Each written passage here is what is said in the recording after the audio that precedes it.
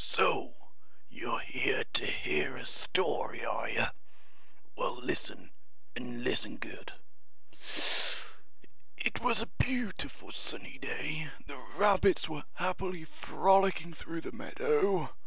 Wait a minute, back it up, back it up. Sorry about that. Wrong story. Here we go. It was Halloween night. All the kids were happily trick-or-treating, getting sweets from the neighbors. Trick or treat! Everybody but one person, that is. Jake was in bed early that night. He was grounded and not allowed to go trick-or-treating.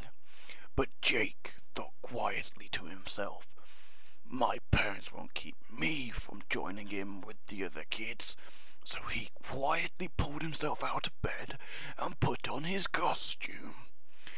He then opened his bedroom window and climbed down the drain pipe.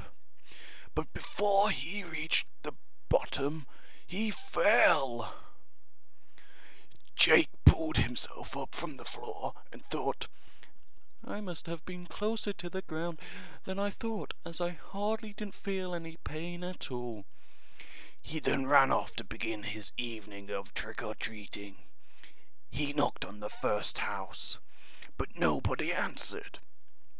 He thought they must not be in, so he tried another house. The same again. Jake went to a couple of other houses, and nobody answered. Then there was a group of kids, so he tagged along with them.